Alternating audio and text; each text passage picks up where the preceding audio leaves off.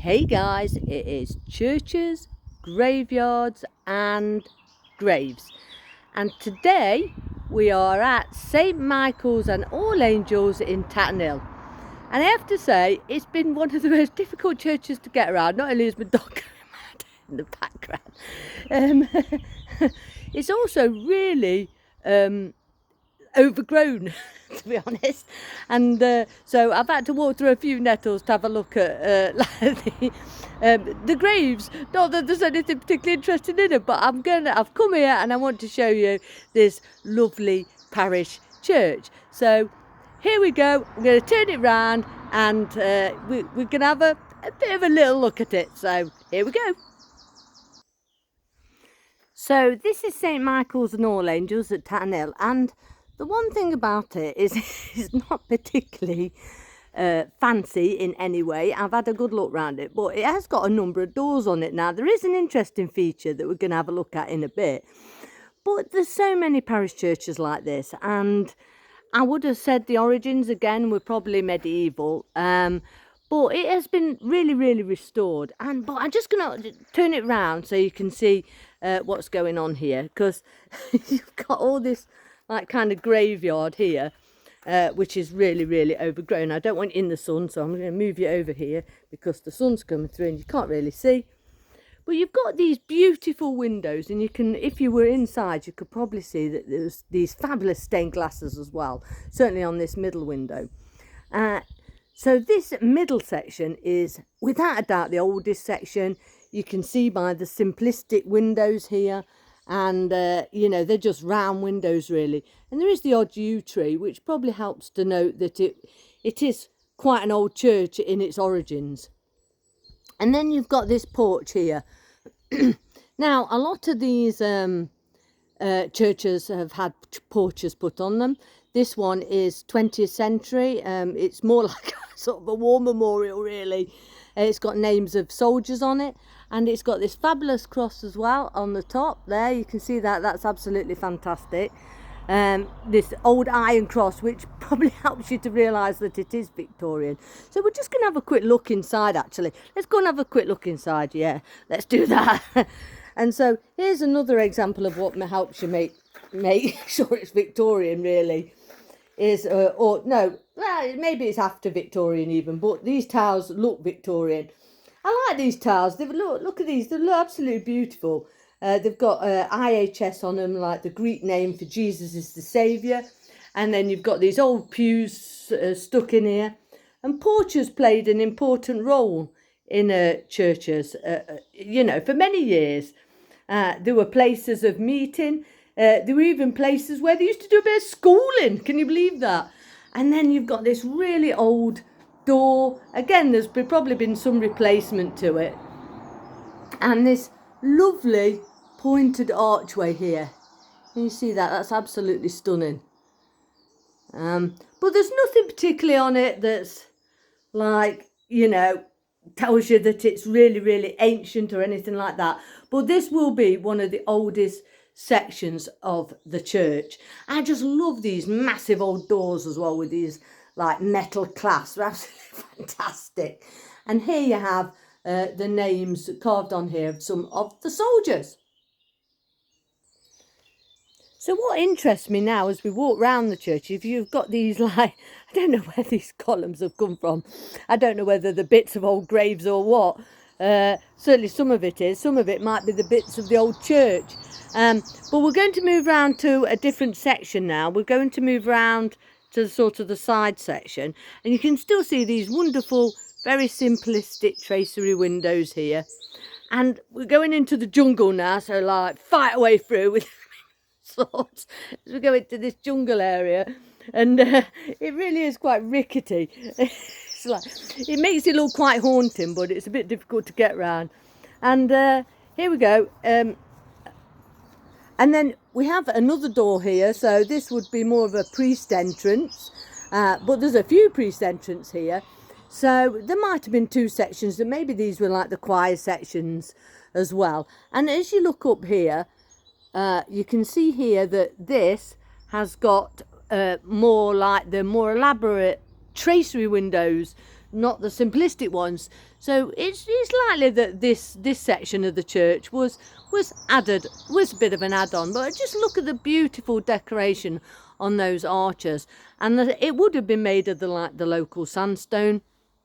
And you can see that some of it's eroding off, which is always a little bit sad with these churches, hence the reason they have to replace it. So I'm just going to sort of show you the graveyard now as we go around. It's like a bit of a jungle and you can see all these like poor graves are like really sort of caught up in it all, really, as you go around and up to the road. Look at that. Oh, it's a bit mad round here.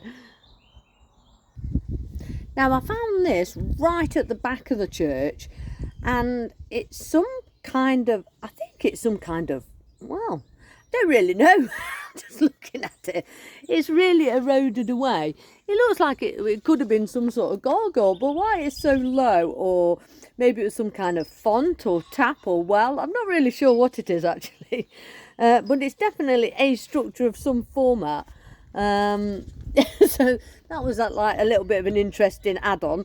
So we're going to carry on around the church now, and if anyone can tell me what that thing is, that'd be interesting to know. And you can see how overgrown it is here as well. It's quite overgrown at the back here, and you've got an array of pretty typical 19th century graves. And again, we've come to the second door now. Oh, I just love the metalwork on this. And it's obviously not been opened in a long time. And it's not as old as perhaps the porch area that we saw earlier. But again, you've got this wonderful ironwork here. Just show you that. Look, it's absolutely amazing. Some of the glasses broke down here as well, which is really sad because obviously this church isn't particularly well used. And you can also see that this is probably the oldest section here because of this stonework. So this is particularly, I'm just going to point here, look. This is particularly a feature of sort of medieval stonework, that they'd fill it up with like slate bits and things like that. And the work was a lot more higgledy-piggledy. I can't describe it any better than that, really. And you can see that these stones are basically like they put like this small stone in amongst much larger stones. You can see that. And of course, there's a modern section there, so obviously that they needed that to help with its structure. You know, once they get eroded away, it can become quite difficult. And so we're going to go around the jungle a little bit more, and as we go, you can see some of these features on the church. Look, like these slates put in the filler, and we're going to go around to this. The old bridge section. Now, I stood on this earlier and I thought, oh gosh, that's a bit rickety. So it'd be difficult bringing my dog up here. Come on, baby. And then we have another door, not another church, another door, and this is another arch door. It's a beautiful structure again. Again, it's got this lovely cross feature at the top in ironwork, and again, it's not really used. So, and here's. It's the rickety old bridge as well. So this is the sort of thing I have to do for you guys, go across the rickety old bridges. Now I'm coming to one feature of the church that I thought was really unusual. So this is like a bank, you can see that where the road is, and then there's this like, well, it just looks like a bush from here, but as you go round, it's actually like a little cubby hole. So, and you can see obviously they're using it. It would have been like, look, you can see the stone over this, and they're obviously using it as just a shed, really. You can see the forks and some of the stuff in there. They're using it as just a shed. But obviously it wasn't originally a shed. It's not a wooden shed, and it's built into the side of the bank right next to the church. So I was thinking, what could this kind of structure have been built for? Well, the brickwork doesn't look massively old, and surprisingly, this is still being held up. And so in Victorian times, when there was like massive body snatchers, sometimes they would have watchmen at night to come and watch over the graveyards, basically, and keep an eye on on the church just to stop anyone coming and trying to drag the bodies away for, you know, dubious medical experiments. So that was one of the reasons why likelihood is that this existed. So it would have been like a watchman's hut. They would have just at night, they'd done a night shift. They'd have sat in here, you know, out the rain like a shelter type thing, and had a coffee or whatever they had. Maybe they didn't have many coffees, but had something, had a drink or some mead or something, and they'd have sat in here, and they would have just basically kept an eye on the church. So it's absolutely fabulous to see that structure still intact and still kind of open, even if it is used as a shed. Well, I hope you've enjoyed seeing St Michael's and All Angels. It's a pretty typical English parish church in a pretty typical village. It's in a place called Tatton Hill. There is some interesting buildings around actually. So if I get a chance, might just show you some of them. I just love old buildings, not necessarily just churches, but obviously that's my primary. I do like old churches. So it's just been amazing to come here and just to see, I think, well, I'm not exactly sure, but I'm guessing that that's like some kind of watchman's like little hut, like shelter. Sometimes they were I've seen them in other places, you know, they were generally like little stone things built into the bank. And also, of course, if someone was sneaking around to this, the main entrance of the church, they perhaps wouldn't notice that little cubby hole there with the bush over it.